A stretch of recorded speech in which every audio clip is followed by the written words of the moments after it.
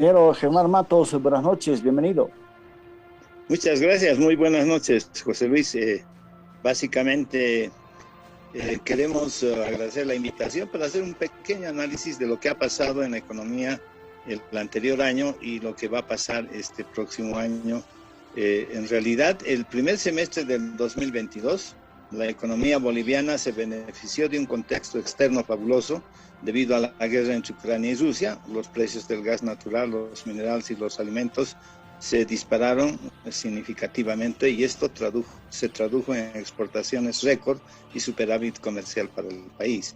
En este contexto, la economía creció en 4.13%.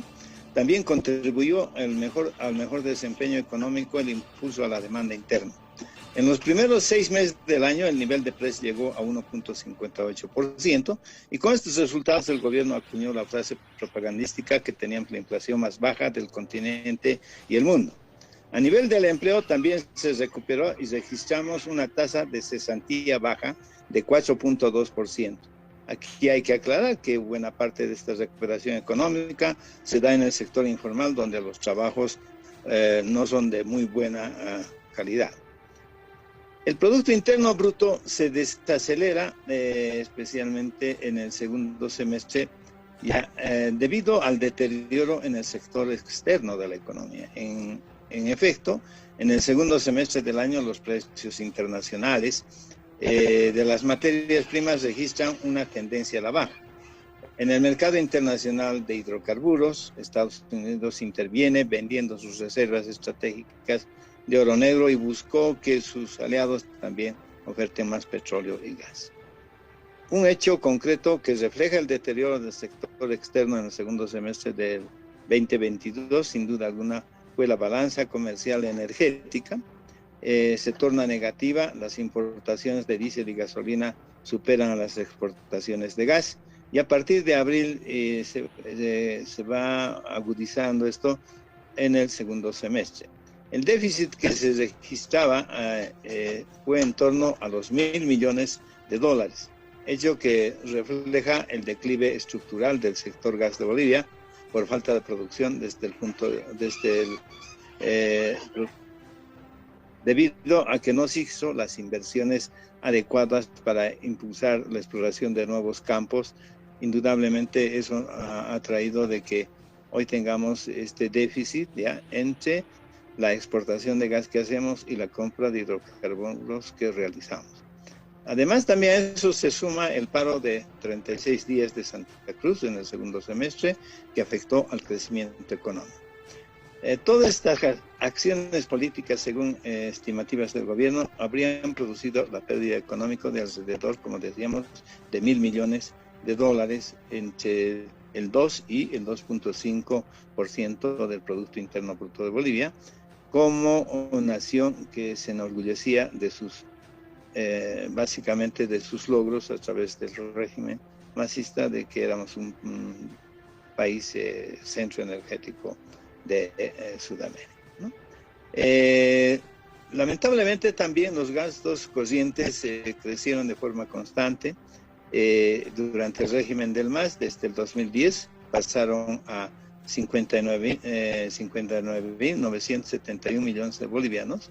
El 2013 se dispararon ya a 96.246 millones de bolivianos, en tanto que el 2014 ya sobrepasó a 108.604 millones de bolivianos, y el 2015 hasta 126.626 millones de bolivianos.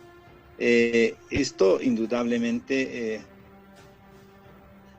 se tradujo en que a partir del 2015, como sabemos, hubo una merma en las reservas internacionales del país de más de 15.000 millones de dólares que teníamos.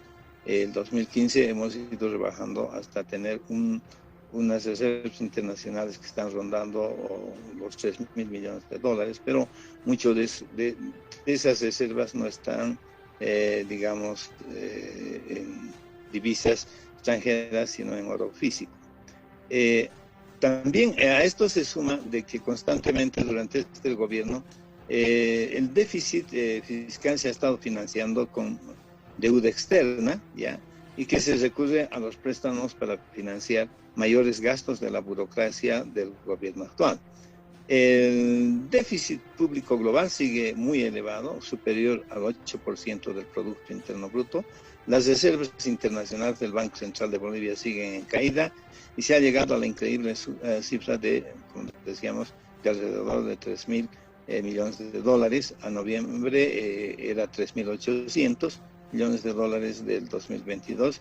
Y en la actualidad, lógicamente, eso ha ido deteriorándose mucho más y hasta llegar a la cifra de casi 600 millones de dólares en el mes de enero, ¿no? También se ha alcanzado niveles muy elevados de la deuda externa e interna, que sumados todos los compromisos alcanzan al 80% del Producto Interno Bruto, a saber, deuda externa 28%, deuda interna 30% y deudas de las empresas públicas del Estado 20%. Entonces, esa es la real situación que estamos pasando.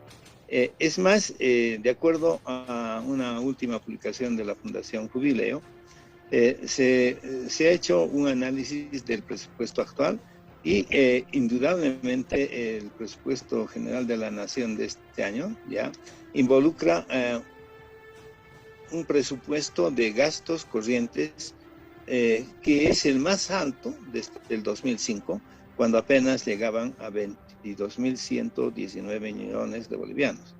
Es decir, que si se comparan estas cifras con el aumento, con el presupuestado para este año, indudablemente hay un incremento de 553.2%. O sea, el gobierno sigue apostando por un mayor gasto corriente en el país, lo cual indudablemente va a crear un mayor hueco financiero en las finanzas de nuestro país. Ahora, ingeniero, ¿qué se está haciendo bien en el país? ¿Qué se está haciendo mal por parte del gobierno nacional? Se decía que el gobierno está invirtiendo más en la administración pública y no está haciendo buenas inversiones para tener ganancias. No, indudablemente de que el gobierno actual está apostando por un mayor gasto ya en el sector de la burocracia, en financiar empresas estatales que son deficitarias en la mayoría de los casos, ya, y básicamente también no ha traído ninguna inversión. Parecería que este gobierno es enemigo de atraer inversiones en el sector privado. El hecho es que definitivamente nos estamos quedando sin gas a falta de inversiones en este rubro. Además, en el campo de la minería tampoco hay una política bien definida. Conocemos al ministro de Minería, ¿no?, que no tiene idea de lo que es atraer grandes inversiones y lógicamente tampoco se crea, digamos, un ambiente propicio para que inversionistas del extranjero puedan llegar al país, no solamente para el sector primario, que son hidrocarburos y minerales, sino también para otros rubros de la economía. Entonces se necesita hacer un cambio total en el modelo económico que decían que iba a traer éxito. Si bien a un comienzo parecía que el modelo funcionaba, pero eso era gracias a los altos precios de las materias primas que se registraron ya, digamos, desde el 2010 hasta el 2015. Después bajaron los precios de las commodities, indudablemente empezó la debacle del modelo. Y hoy estamos casi cercanos a decir de que este modelo parecería que se ha basado solamente en el extractivismo, no ha habido un cambio radical, digamos, proceso de industrialización. Es más, digamos, este gobierno sigue apostando en crear pequeñas empresas, ¿no?, de supuestamente industrialización de algunos productos agrícolas, pero que como son manejados por el Estado central, entonces son empresas deficitarias y las que se piensan crear también van a tener un alto costo, digamos, en la parte que se cargue al Tesoro General de la Nación. Estamos viendo un caso patético del zinc, por ejemplo. ¿Cómo es posible que el gobierno apueste a hacer una planta electrolítica de zinc en Oruro antes que de hacer en Potosí, donde se encuentra la mayor reserva de zinc? Entonces, ese es apostar a un proyecto